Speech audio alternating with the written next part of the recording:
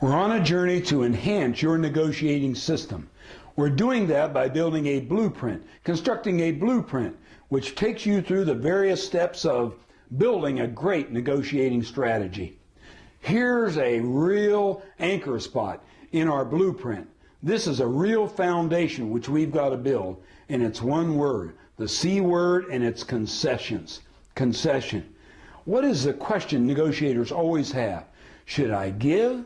How much should I give? When should I give? At what pace should I give? That's asking questions about concession.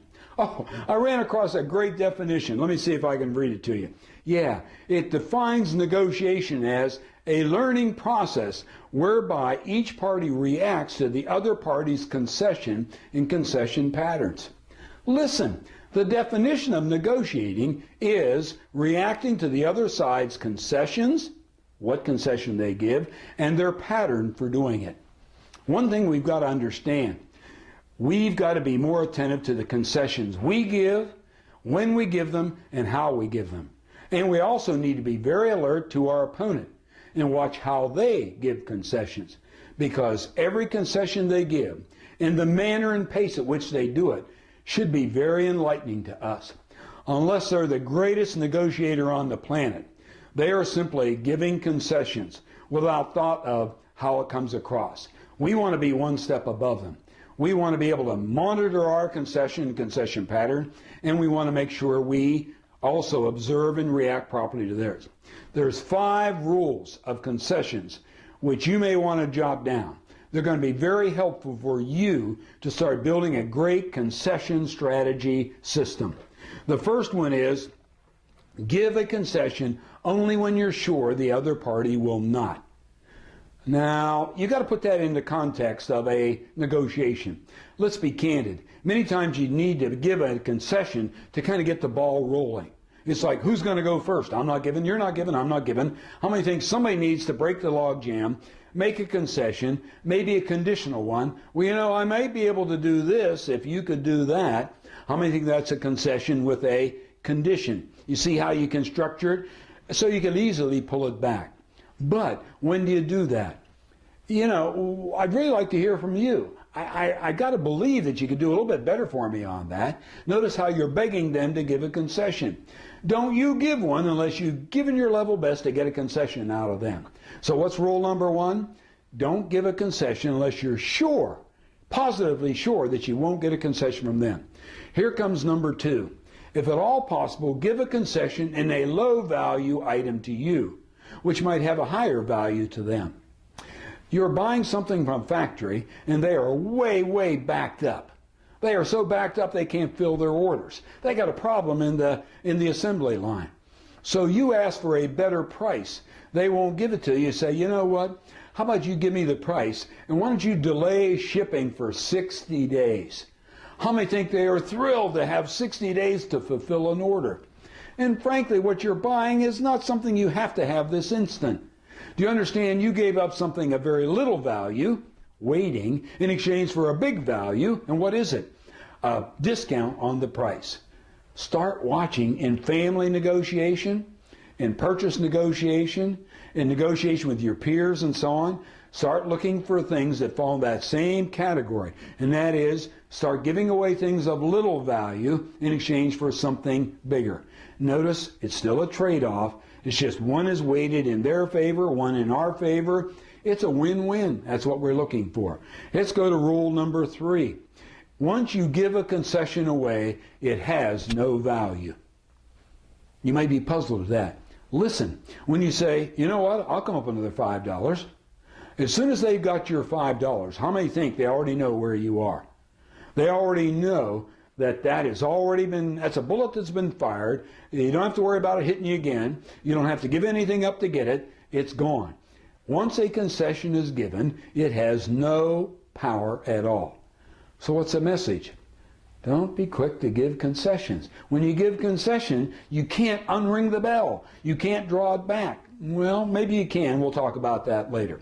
Let's go to rule number 4. How we give may be more important than what we give as a concession.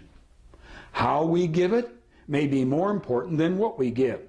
I got 2 words for you. Slower and smaller. Slower and smaller. By the way, in the early stage of a negotiation, it's not uncommon for concessions to go back and forth. You let them give the first one, you reciprocate it, you move along. Listen to this. What message are you sending the other side that every time it's your turn to make a concession, you are slower and slower at giving it? You wait longer.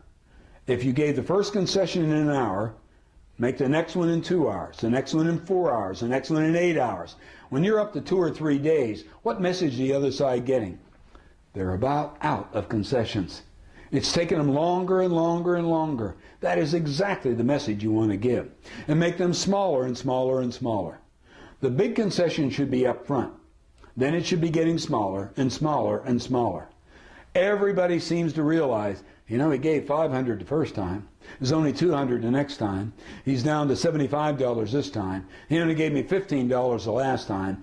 That concession pattern, listen to me, concession pattern, the pattern of concession getting slower and smaller is exactly the right message. Should you observe that same thing in the other side?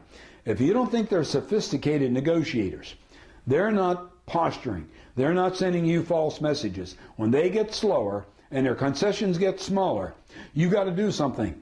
You got to put a deal together pretty quick, or you got to come up with a new issue on which to negotiate, because they're about at the end of the string. You've about reached the best deal possible with this particular party.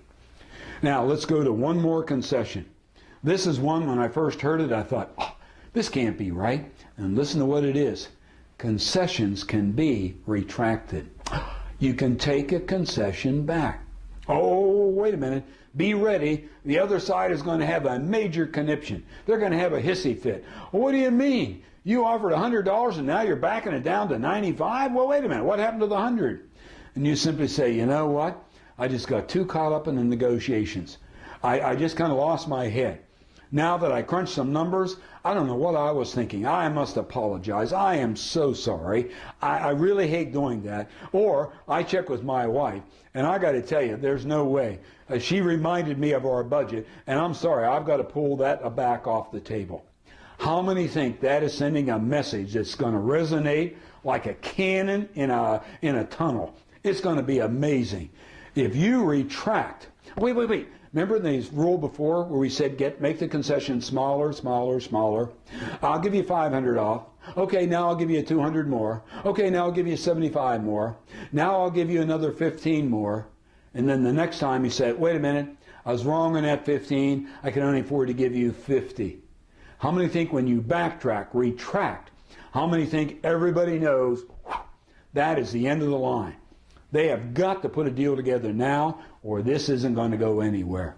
So do you understand those rules of concession? Let me go over them quickly. Only give a concession when you think the other side won't. Give on items of little value to you, which may be of significant value to them, if it's possible. Once you give a concession away, it's gone. It has no value.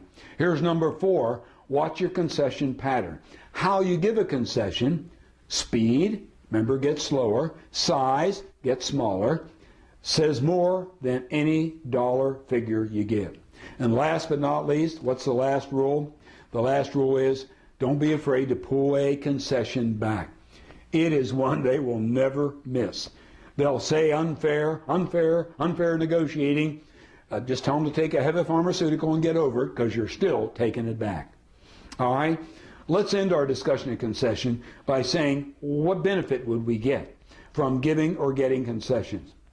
Well, when you give a concession, it often sets the scene for you to uncover what the other side really wants.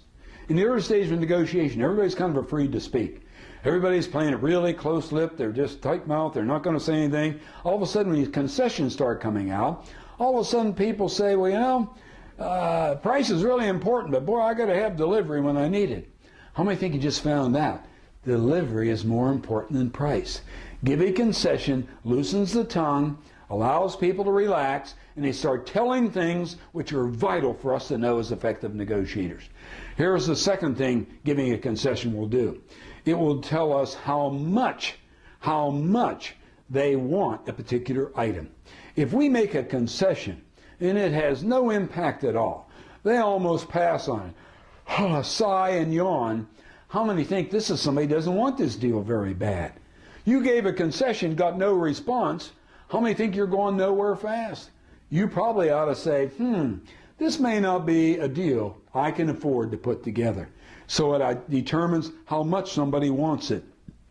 Here's the next thing. It also can be determined how badly they want it.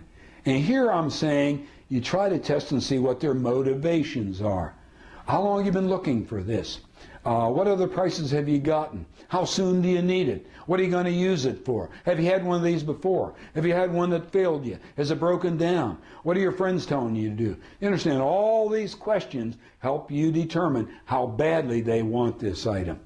Well, I've got 3 of them now. I like to keep one as a spare. How many think learning that says, hey, this guy ain't going to overpay to have a spare? It's just not going to happen.